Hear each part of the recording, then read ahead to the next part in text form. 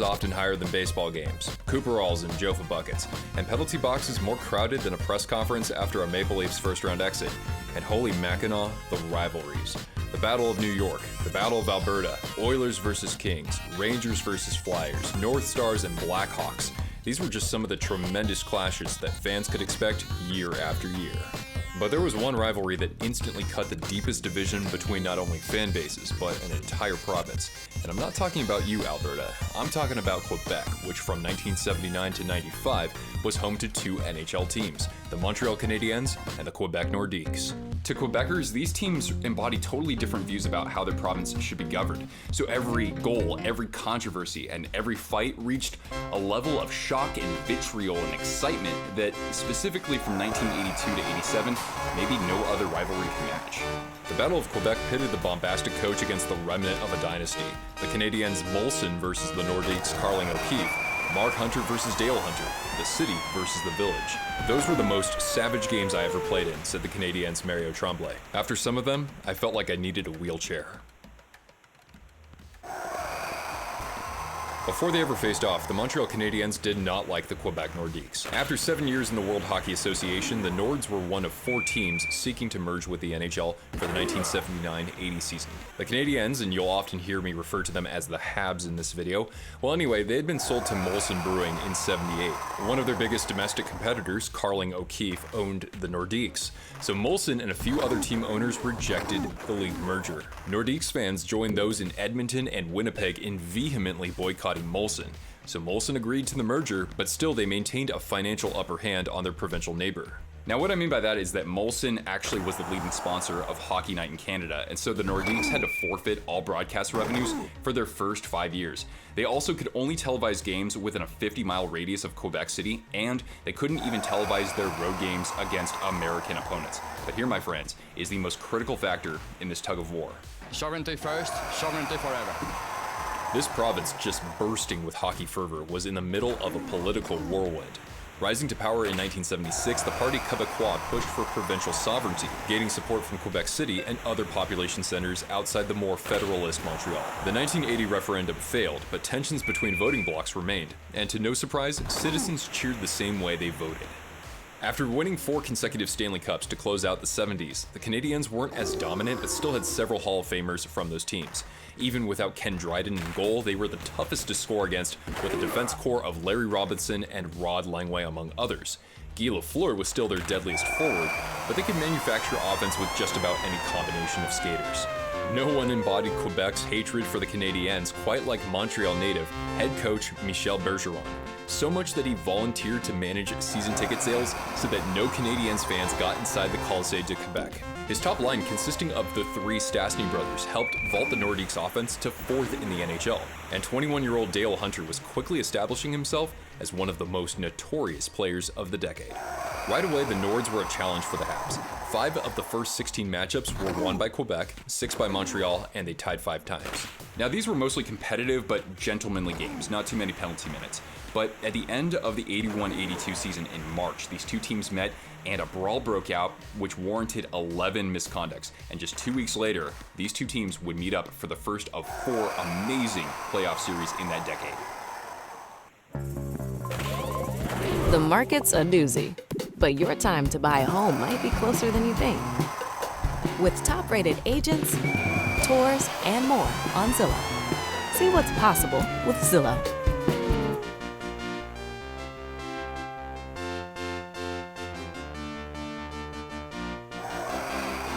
Panera's mac and cheese? Fave. Tomato soup in a bread bowl? Fave. All your favorites, always at Panera. So grab a chocolate chipper. We know it's a fave too. Only at Panera. $1 delivery fee on our app.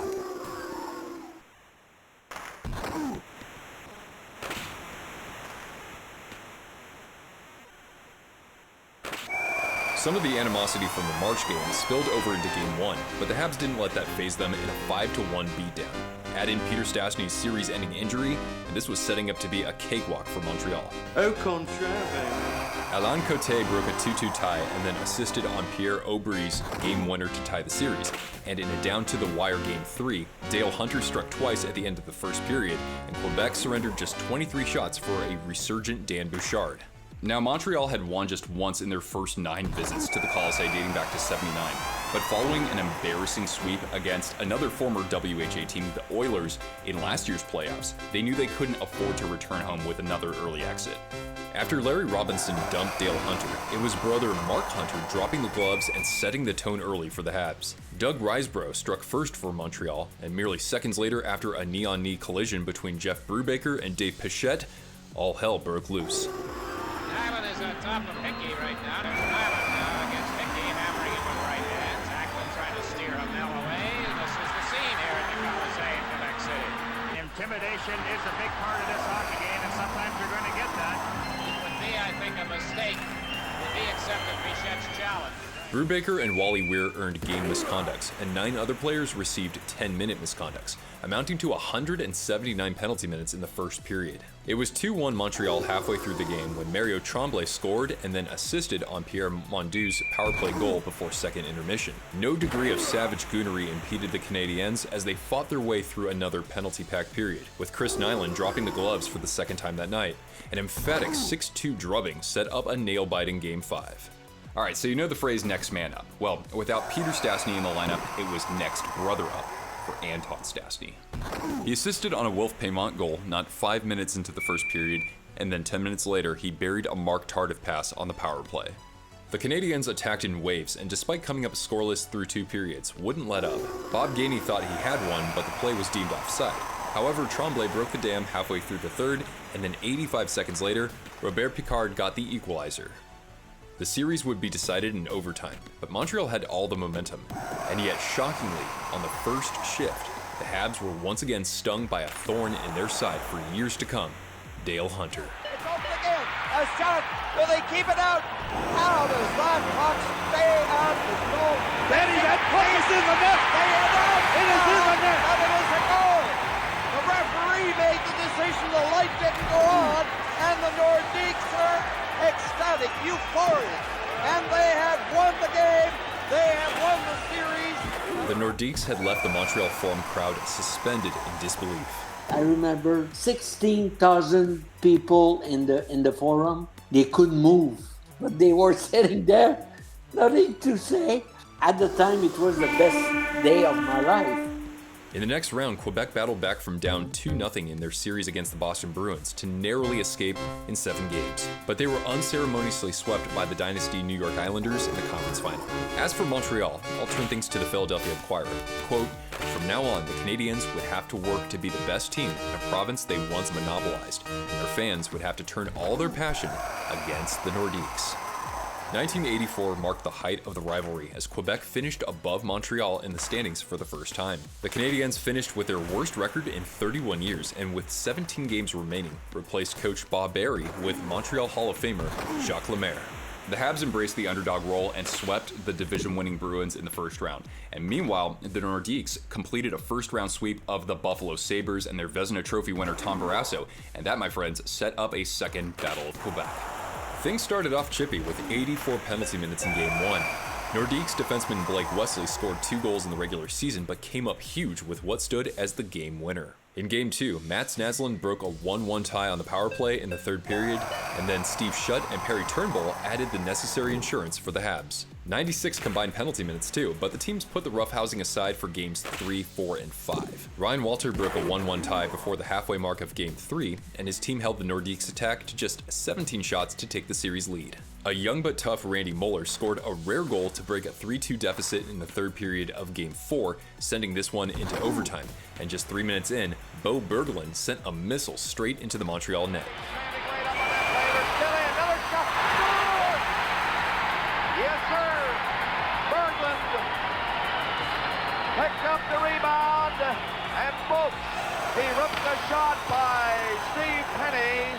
Canadiens rookie goaltender Steve Penny bounced back tremendously with a 26 save shutout in Game 5. Shutt scored just his second of the playoffs, but wouldn't be done for the series. Finally, Montreal had Quebec on the ropes, but this fight was far from over. 1, 2, 3, go! The key to being rich is knowing what counts.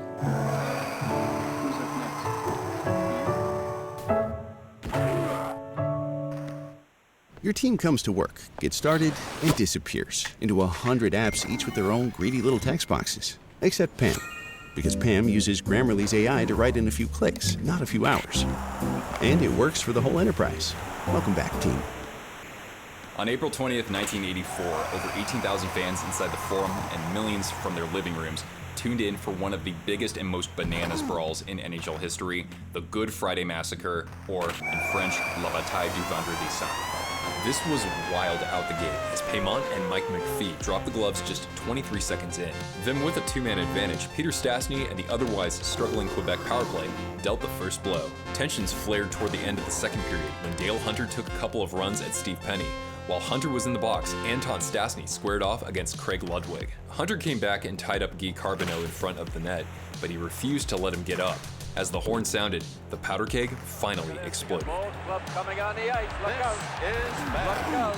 At the siren, everybody is on the ice. Tremblay broke Peter Stastny's nose. Backup goalies Sevigny and Malarchuk went at it, and in total there were 14 different altercations. The scariest moment came when Louis Slager cold-cocked his former teammate and his roommate, Jean Hamel, breaking his nose and knocking him unconscious. All the bile of a vendetta that has been building up over 5 years boiled over into a massive brawl that became frightening in its bitterness and duration, wrote the Montreal Gazette.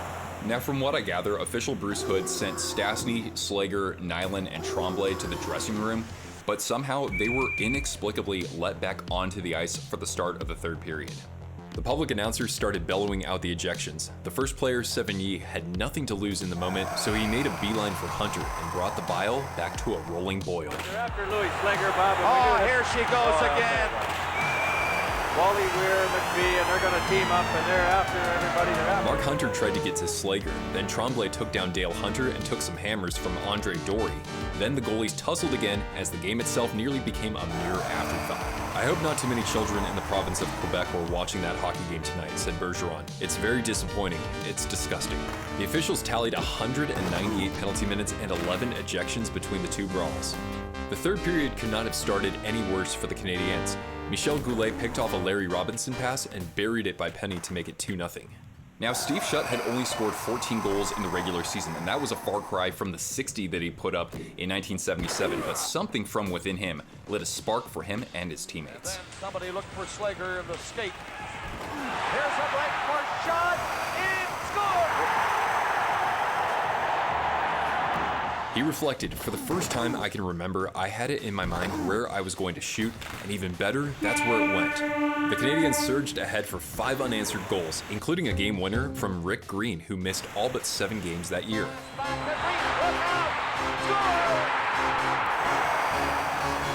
This was revenge for Montreal, who were nowhere near Stanley Cup favorite. And even though they fell to the Islanders in the conference finals, they had redeemed themselves after some early postseason exits. What amazed me that night Montreal eliminated Quebec were the celebrations in the Montreal streets. People blowing horns, dancing on cars, singing at 3 in the morning, said then Canadiens reporter Bernard Brisset. I hadn't seen that even when the Canadiens had won the Stanley Cup. We flash forward just 1 year after the Good Friday Massacre. In the division semifinals, Quebec nearly blew a 2-0 series lead against the Sabres, but won the deciding Game 5 with 69 seconds remaining. And very similarly, the Habs narrowly escaped their longtime rival, the Bruins, in the final minute of their Game 5. This was maybe the tightest of the 4 playoff series in the decade, and unlike 82 and especially 84, this was mostly business.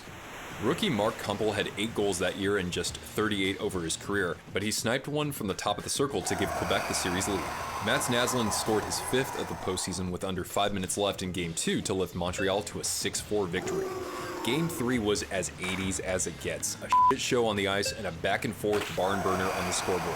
Tied 6-6 in overtime, Dale Hunter picked just the right time to get off the schneid with his first of the postseason. Tied up, Dale Hunter. Shoot it, goal!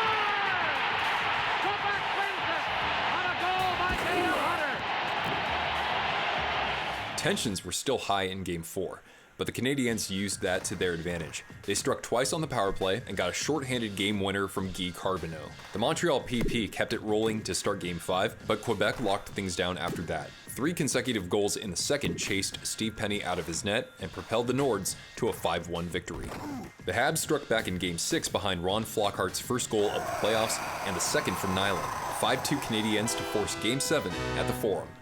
Montreal trailed 2-0 early in the second period, but tied it up before intermission on goals from Pierre Mondu and then Naslund. It was still 2-2 after 60 minutes.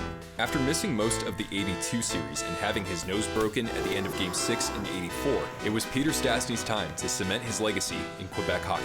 Try to get it back to Price, and he does. Screen shot! Rebound! Oh, score!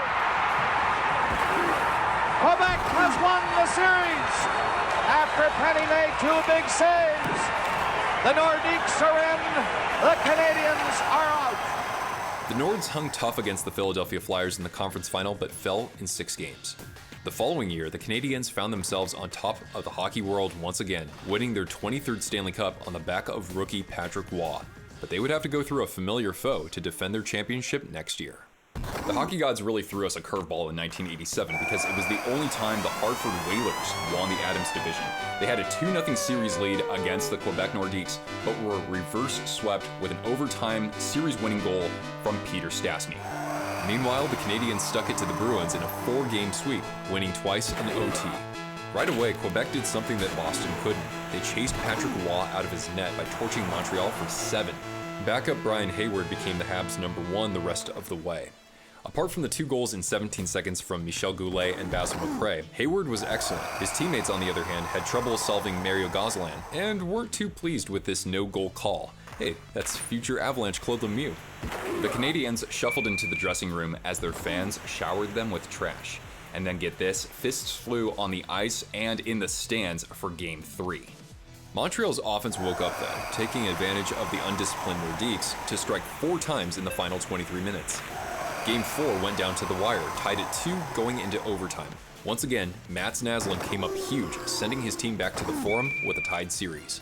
In yet another tight battle, the teams traded goals twice. Now Guy Carbonneau thought he regained the lead, but the goal was called back. For what? I don't know, this video was actually in French, but I don't think it was a 2-line pass. Well, anyway, it turned out the teams would trade disallowed goals. 17. Hi team, we are coming up on a big fundraising deadline, and what you do right now will determine whether we have the resources necessary to win our election. $15, $10, or even $5 makes an enormous difference when we are all chipping in. And there is so much at stake. So let's not let anyone sit on the sidelines. And I hope you will be able to make a donation and help us reach our goal. It would mean a lot to Joe and to me. Thank you, and please take care.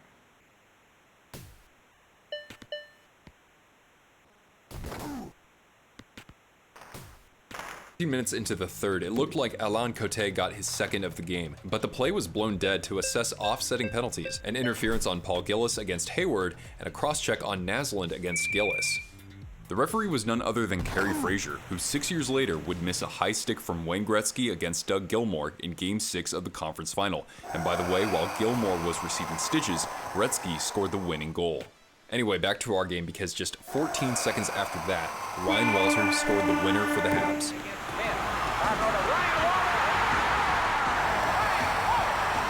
Bergeron tried entering the officials' dressing room after the game but was blocked by police. It's a crime, he told the Bulletin. That's what it's like to play for the Nordiques and to have coached them for the last 7 years.